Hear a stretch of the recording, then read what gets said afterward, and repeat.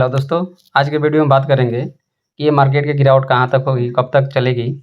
और दूसरा नंबर ये भी बात करेंगे कि हमें मार्केट में इन्वेस्टमेंट करना चाहिए तो मार्केट कितने परसेंट टूटता है तो हमें लमसम करना चाहिए। कितने लोग क्या करते हैं, 5% मार्केट गिरती है और लमसम कर देते हैं। ऐसे अगर हम लमसम करते रहे तो हमारे पास पैसे ही ख़त्म हो जाएंगे और मार्केट जब ज़्यादा टूटेगी तो हम पैसे सही से इन्वेस्ट नहीं कर पाएंगे। आप देख सकते हैं कि आज से 10 दिन पहले मैंने वीडियो बनाया था जिसमें मैंने बताया हुआ था पहला लमसम जो करना है, कम से कम मार्केट 10% टूटती है तो लमसम करना है। और 10% मार्केट टूटा भी है, हमने लमसम भी किया। कितने लोगों ने बताया था 5% मार्केट टूट गया तो लमसम कर दो। तो वो उसके लिए है जिसके पास पैसे बहुत ज़्यादा है, जो कि उसके पास पैसे की कोई कमी नहीं है, वो जितना मार्केट गिरता रहेगा और लमसम करता रहेगा। मगर जो छोटे इन्वेस्टर हैं, 5% मार्केट टूटती है, अगर बार-बार पैसे 5-5% टूटेगी तो हम पैसे डालेंगे तो पैसे ख़त्म हो जाएँगे। उससे क्या होगा कि हमारा अगर मार्केट 20% 15% गिरता है तो हमारे पैसे ही नहीं रहेंगे, हम मार्केट को देखते रह जाएँगे और साल डेढ़ साल तक वहीं पे मार्केट मूवमेंट करते रहेगी। तो जब गिरावट होती है तो 5% तो नेचुरली है कि कभी भी गिर जाता है मार्केट। जब भी मार्केट अगर बुल रन भी चल रहा हो तो भी मार्केट 5% गिर जाती है, तो वो कोई बड़ी बात नहीं होती है। अगर म्यूचुअल फंड में एसआईपी कर रहे हैं तो एसआईपी को कंटिन्यू रखना चाहिए।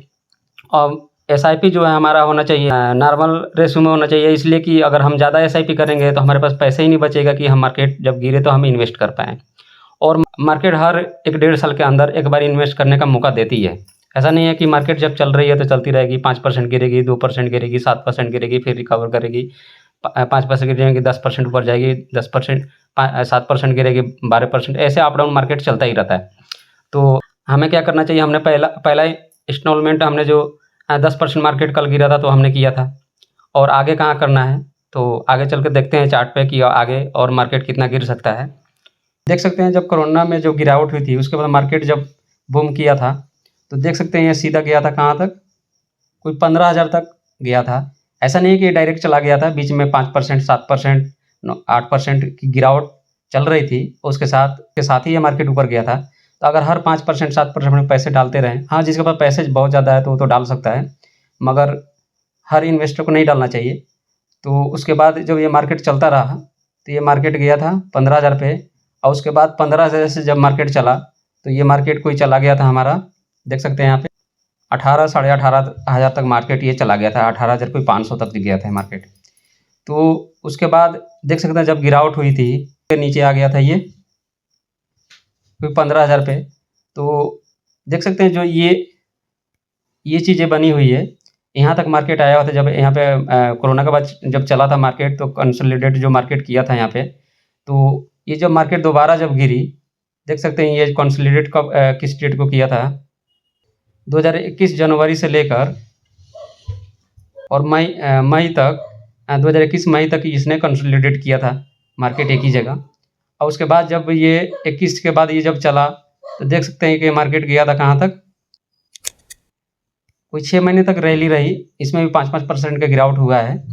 उसके बाद जो हाई लगाया था इसने कोई ये हाई लगाया था आपका कोई 18,500 का, और फिर उसके बाद जब मार्केट गिरा तो देख सकते हैं कि ये मार्केट कैसे गिरा है, फिर चढ़ा है, फिर गिरा है, फिर चढ़ा हुआ है। तो ऐसे मार्केट जब गिरती है तो अगर हम हर 5% पर लगाएंगे तो क्या होगा कि हमारे पैसे ख़त्म हो जाएंगे। तो हमें क्या करना है कि इंतज़ार करना है कि जब मार्केट 10% गिरता है तो हमारे पास जो भी पैसे हैं, मान के चलो किसी व्यक्ति के पास 1 लाख रुपया है, तो वहाँ पे 10% गिर जाए तो ज़्यादा से ज़्यादा 30,000 रुपया लगाए, 20,000 भी लगा सकता है, 30,000 भी लगा सकता है अपने हिसाब से जितना उसको ठीक लग रहा है, मगर कम से ज़्यादा से ज़्यादा 30,000 रुपये लगाए। उसके बाद इंतज़ार करें, अगर मार्केट भाग भी जाती है तो क्या हो जाएगा, कुछ नहीं होगा, फिर आगे मार्केट गिरेगी। ऐसा तो है नहीं कि इससे मार्केट गिरा दोबारा मार्केट कभी गिरेगा ही नहीं। मगर अगर उसके बाद गिरती है तो ऑवरेज करने के लिए हमारे पास पैसा रहेगा। उसके बाद 5% जब गिरे तो कम से कम 30,000 और लगाए। उसके बाद अगर गिरता है तो उसके बाद मार्केट जब भी डाउन पे आता है तो धीरे धीरे पैसे डालते रहे, इसलिए कि मार्केट जब गिरावट करती है तो देख सकते हैं यहाँ पे जब मार्केट गिरा था 2021 नवंबर में गिरा था। उसके बाद नवंबर से ये मार्केट 2022 जून तक गिरावट ही चल रही थी, देख सकते हैं 5 महीने तक गिरावट ही चल रही थी। तो 5 महीने टाइम मिलता है, ऐसा नहीं गिरावट होती है तो 1 महीने में गिरावट होकर ख़त्म हो जाती है। जब गिरावट होगी तो लंबी होगी। अगर साल 1.5 साल मार्केट रैली करती है, उसके बाद जब गिरावट होती है तो कम से कम वो 6 महीने तक 5 महीने तक गिरावट ही चलती है।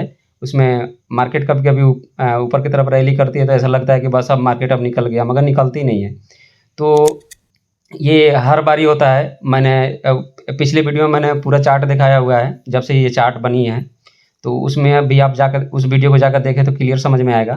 तो इसमें देख सकते हैं कि ये फिर ये जो गिरावट हुई है तो कोई 6 महीने तक गिरावट चली है। अब किसी ने मान के चलो यहाँ से 5% गिरा, यहाँ पे 5% गिरा तो उसने डाल दिया, मान के चलो 1 लाख रुपया 30,000 डाल दिया। फिर जब यहाँ आया तो वो फिर वो सोचेगा कि अब बहुत 10% पर वो पैसे डाल देगा 30,000 रुपया। जब यहाँ गिरेगा तो पैसे ही खत्म हो जाएंगे, फिर ये गिरावट तो सारी रह जाएगी। इसलिए आपको मार्केट में कभी भी धैर्य बना के रखनी है और ज़्यादा जल्दीबाजी नहीं करनी है। एसआईपी को कभी बंद नहीं करना है और लमसम करना है तो कम से कम मार्केट में 10% की गिरावट हो तो लमसम करें। और उसके बाद अगर मार्केट रिकवर कर जाए, चलो मान के चलो 1 लाख रुपये में 30,000 रुपये लगा तो क्या हुआ? कहने का मतलब हमारा तो कोई नुकसान तो हुआ नहीं। मगर जब मार्केट में गिरावट जब होती है तो चढ़ के मार्केट गिरता है और बंदे क्या करते हैं कि डर के मारे मान के चलो कि यहाँ 10% मार्केट गिरा और जैसे मार्केट ये ऊपर की तरफ यहाँ पे जब गया तो वो सोचेगा कि मार्केट अब निकल जाएगी तो ऊपर पर जाकर पैसे डाल देगा। तो क्या हो गया? इसका मार्केट 5% पे सारे पैसे खत्म हो गए। मगर ऐसा नहीं करना है, मार्केट में धैर्य बना कर रखना है और उससे क्या हो जाएगा कि आप जब भी मार्केट गिरेगा तो आपके पास पैसे खत्म नहीं होंगे और लॉन्ग टर्म में रिटर्न बहुत अच्छी बनेगी। ऐसे बार-बार 5-5% पे पैसे डालते रहेंगे तो पैसे सही से नहीं बनेगा।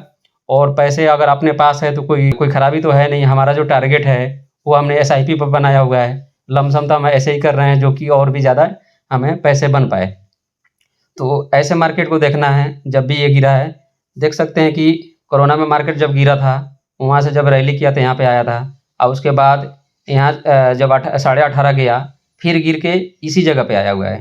देख सकते हैं ये पूरा क्लियर ये इसको टच करने की कोशिश किया है, जो कि यहाँ पे कंसोलिडेट किया था, यहाँ पे टच करने की कोशिश किया है। उसी तरह यहाँ भी पैटर्न ये बनता हुआ नज़र आ रहा है। देख सकते हैं ये, जहाँ तक मुझे लग रहा है, मैं गलत भी हो सकता हूँ, मगर जहाँ तक मुझे लग रहा है जो मार्केट का मैंने पूरी चार्ट देखी है तो अभी ये मार्केट है 23,500 पे।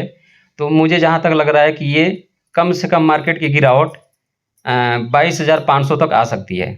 तो यहाँ तक तो मार्केट को आना ही चाहिए। अगर नहीं भी आती है तो कोई बात नहीं, पैसे बच जाएगा और क्या होगा। मगर यहाँ तक मार्केट आएगी, पैसे बचा कर रखना चाहिए जो म्यूचुअल फंड में इन्वेस्ट कर रहे हैं।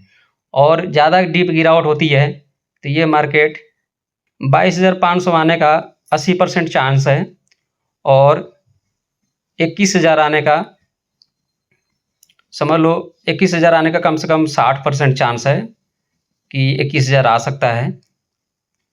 और बहुत ही बड़ा डीप गिरावट होती है तो ये फिर इसका लेवल बन रहा है कोई 20,000 का। तो 20,000 का 50% चांस है कि 20,000 ये मार्केट आ सकती है। इसलिए कि अभी भी जो मिडिल ईस्ट की जो समाचार हैं वो सही नहीं चल रहे हैं। इसलिए लड़ाई जो इजराइल और ईरान की हो रही है तो ये यूक्रेन और रूस की लड़ाई नहीं है। इसलिए कि यूक्रेन और रूस में क्या था कि रूस जो था वो पावरफुल था, यूक्रेन में कोई दम नहीं था, तो इसलिए उससे कोई फ़र्क नहीं पड़ता। मगर अगर ये लड़ाई जो चल रही है ईरान और इजराइल की, तो इसमें अगर ईरान के ऊपर ज़्यादा बमबारी होती है और ईरान अगर तबाह होता है तो वो जो हमारी पूरे मिडल ईस्ट में तेल सप्लाई होती है तो टैंकर को वो तेल सप्लाई को बंद कर सकता है, उसमें नुकसान हो सकता है। और हर मिडल ईस्ट में सप्लाई होती है, जैसे हमारा इंडिया सबसे ज़्यादा तेल लेता है और चाइना लेता है। तो अगर ईरान पे कोई भी ईरान के साथ बड़ी दुर्घटना होती है तो समझ लो पूरे देश इसमें पूरे मिडल ईस्ट को नुकसान होगा। तो अगर वॉर हुआ, अगर ईरान के ऊपर बड़ा हमला हुआ तो ये मार्केट 20,000 100% आ जाएगी। हाँ, अगर ऐसे ही चलता रहा तो समझ लो 22,000 तक मार्केट आकर फिर से रिबाउंस हो जाएगा। मगर अगर बड़ी बमबारी हुई, अगर ईरान पे ज़्यादा नुकसान हुआ तो समझ लो कि ये 20,000 मार्केट आएगी। तो पैसे को बचा कर रखें और सही से इन्वेस्ट करें। और देखो, जब पैसे अगर हमारे पास हैं तो कोई टेंशन नहीं है, इसलिए कि हमें एसआईपी चालू करके रखें या कौन सा एसआईपी हम बंद करते हैं। और एसआईपी बंद भी नहीं करनी चाहिए, मार्केट चाहे ऊपर जाए या नीचे जाए। मगर जब लमसम करना है ना तो 5% पे 2% की गिरावट पे लमसम कभी नहीं करनी चाहिए। कम से कम पहला गिरावट 10% हो। 10% जो गिरावट होती है तो माइनर गिरावट होती है। मेजर गिरावट 15% तक होती है, 15 से 18% समझ लो। और डीप गिरावट होगी वो 20% होगी। तो देख लेते हैं, अगर डीप गिरावट होती है तो हमारा 26,300 तक निफ्टी गया था, और डीप गिरावट पर देखते हैं कि अगर होती है 20%, तो ये मार्केट कहाँ तक पहुँच जाएगा। अभी मैं कैलकुलेट करके बताता हूँ। तो मुझे तो लग रहा है कि 20,300 तक पहुँच जाएगा। तो डीप गिरावट ऐसे नहीं होगी। अगर डीप गिरावट जब होगी जब ईरान पे कोई बड़ा हमला होगा और इजराइल पे, तो ही जाके ऐसा होगा। नहीं तो ये 15% 18% के बाद मार्केट रिबाउंस करेगी।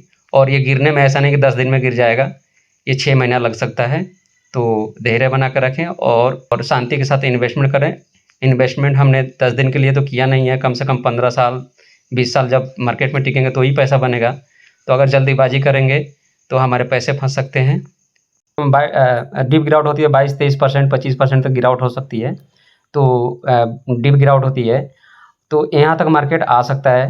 तो ये डीप गिरावट ऐसे तो होगी नहीं जब तक कोई मिडल ईस्ट में कोई बड़ा वॉर ना हो, तब तक इतनी गिरावट नहीं होगी। अगर देख लेते हैं कि 15% गिरावट 15% गिरता है मार्केट, तो कहाँ पे आता है।